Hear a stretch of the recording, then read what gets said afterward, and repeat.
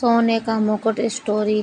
एक राज्य में सुरेंद्र सिंह नाम का राजा राज करता था। राजा बहुत ईमानदार था, लेकिन उसके मंत्री और उसके राज्य की प्रजा बहुत बेईमान थी। उसके राज्य में राजधर्म नहीं था। हर व्यक्ति अपना स्वार्थ सिद्ध करने के लिए दूसरे को लूटने का प्रयास करता था। राजा को इन बातों का पता था, क्योंकि इसी भ्रष्टाचार के कारण उसका राजकोष खाली होता जा रहा था। राजा किसी पर विश्वास नहीं कर पा रहा था, क्योंकि सभी बेईमान थे। उसी राज्य में एक ब्राह्मण रहता था। वह दिन रात पूजा पाठ में लगा रहता था। वह ब्राह्मण बहुत ईमानदार था, इसी कारण राज्य के लोग उसे अपना दुश्मन मानते थे। ब्राह्मण मंदिर में पूजा करने आने वाले लोगों से ईमानदारी से सच्चाई पर चलने की बात करता था, जो लोगों को समझ नहीं आती थी। एक दिन राजा उसी मंदिर में भगवान के दर्शन करने गया। राजा ने भगवान की पूजा कर वहां 5 सोने के सिक्के चढ़ाए। पूजा समाप्त होने पर उस ब्राह्मण ने वही 5 सोने के सिक्के राजा को प्रसाद के रूप में वापस कर दिए। यह देखकर राजा को बहुत गुस्सा आया। उसने ब्राह्मण से पूछा, राजा पंडित जी, आपने मेरे चढ़ाए हुए सिक्के ही मुझे वापस कर दिए, ऐसा क्यों? क्या इनमें कोई खोट है? ब्राह्मण, महाराज क्षमा करें, इन सिक्कों में खोट है या नहीं यह तो सुनार ही बता सकता है, लेकिन मैंने ये सिक्के इसलिए वापस किए क्योंकि इस राज्य में अधिकतर लोग बेईमान हैं। जो लोग पूजा करने आते हैं, वे अगर भगवान के चरणों में पड़े चमकते हुए सोने के सिक्के देखेंगे तो उनका मन पूजा पाठ में नहीं लगेगा।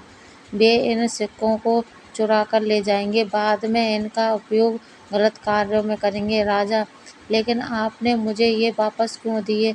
ब्राह्मण, राजन, यह सिक्के आपके राजकोष में रहेंगे तो किसी अच्छे कार्य में लगेंगे, क्योंकि मैं जानता हूँ आप बहुत ईमानदार हैं और आपका हर काम राज्य की भलाई के लिए ही होता है।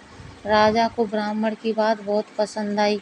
राजा, हे ब्राह्मण देवता, मैं चाहता हूँ आप मेरे महल में पधारें, मुझे आपसे कुछ जरूरी सलाह करनी है। ब्राह्मण, ठीक है महाराज, मैं कल आपके सामने उपस्थित हो जाऊंगा। अगले दिन ब्राह्मण राजा से मिलने पहुंच जाते हैं। राजा, आइए ब्राह्मण देवता, मैं आप ही का इंतजार कर रहा था। ब्राह्मण, महाराज मेरे लिए क्या आज्ञा है? राजा, मेरे मंत्रियों से लेकर प्रजा तक सब बेईमान हैं।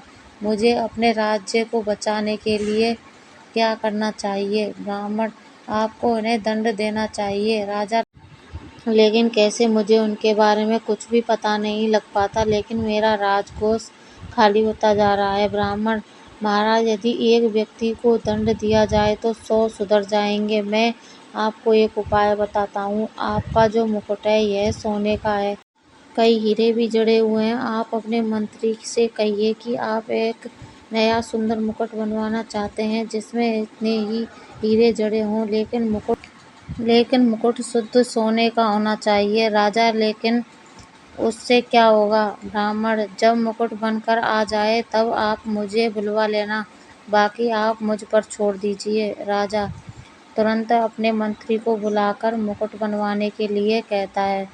मंत्री तुरंत सोने के सबसे बड़े व्यापारी को बुलवाता है। मंत्री, सुनो व्यापारी, महाराज के मुकुट के बराबर वजन का सोना तुम सुनार को पहुंचा दो। तुम्हें उसका पूरा मूल्य मिलेगा, लेकिन उसमें 10% तांबा मिला देना। उसमें से जो बचत हो उसका आधा मुझे चाहिए। उसके बाद मंत्री हीरे के व्यापारी को बुलाता है। मंत्री, महाराज के मुकुट के लिए जो हीरे चाहिए उसमें से 2 हीरे कम देना, उनकी जगह कांच के टुकड़े लगा देना। 1 हीरे का दाम मुझे चाहिए। सोने का व्यापारी सोचता है, जब मिलावट ही करनी है तो 10% क्यों 20 कर देता हूँ। 5% मंत्री को भी देना है, वही 20% तांबा मिलाकर सोना सुनार को भिजवा देता हूँ। इसी तरह हीरे का व्यापारी भी 2 की जगह 4 हीरे कम कर देकर कांच के बेच देता है। सुनार जब देखता है कि इसमें तांबा मिला है और 4 हीरे नकली हैं, तो उनके मन में भी लालच आ जाता है। वह उसमें और मिलावट कर देता है और 2 हीरे और निकालकर नकली कांच के हीरे लगा देता है।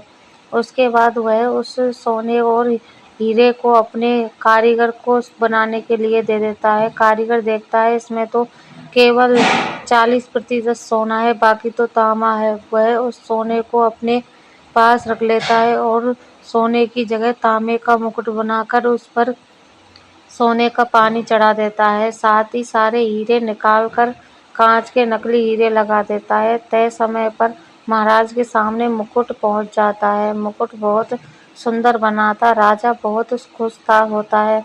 वह तुरंत ब्राह्मण को बुलवाता है। ब्राह्मण अपने साथ दूसरे राज्य का एक सुनार लेकर पहुंच जाते हैं।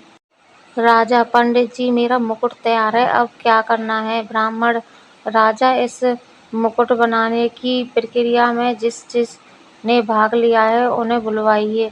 राजा के आदेश पर सभी आ जाते हैं। उसके बाद ब्राह्मण अपने साथ लाए सुनार को मुकुट देते हैं। मुकुट को कसौटी पर परखने के बाद वह सुनार कहता है: सुनार महाराज, यह तो पूरा मुकुट तांबे का है। इस पर सोने का पानी चढ़ाकर ये कांच के टुकड़े लगा दिए गए हैं।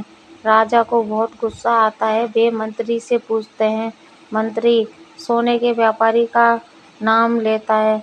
सोने का व्यापारी सुनार का और सुनार अपने कारीगर का नाम लेता है। राजा: इस कारीगर को राज्य के बीच फांसी पर लटकाया दिया जाए। कारीगर: महाराज, मुझे क्षमा कर दीजिए। राजा: नहीं, तुम बेईमान हो, तुम्हें फांसी देनी ही पड़ेगी। कारीगर: ठीक है महाराज, लेकिन मुझे 40% फांसी दीजिए, क्योंकि मुझे सोना 40% मिला था। अगर मैं उससे मुकुट बनाता तो वो तांबे का नजर आता। इस तरह कारीगर सुनार की, सुनार सोने के व्यापारी की, सोने का व्यापारी हीरे के व्यापारी की, और दोनों मिलकर मंत्री की पोल खोल देते हैं। राजा: इन सबको कल सुबह राज्य के बीच में फांसी दे दी जाए। अगले दिन पूरे राज्य में हड़कंप मच जाता है। बीच राज्य में राजा के सामने सभी को फांसी पर लटका दिया जाता है। राजा: आज के बाद अगर किसी ने भी बेईमानी की तो उसका भी यही हाल किया जाएगा। राजा: ब्राह्मण देवता, मैं आपको मंत्री पद देना चाहता हूँ। आज से राज्य के सारे फैसले मैं आपके परामर्श से लूँगा। उसके बाद ब्राह्मण की सूझबूझ से पूरा राज्य ईमानदार से अपना कार्य करने लगा। कुछ ही दिनों में राजकोष भरने लगा। कहानी अच्छी लगे तो चैनल को लाइक कर लें, सब्सक्राइब कर लें, वीडियो को शेयर भी कर दें।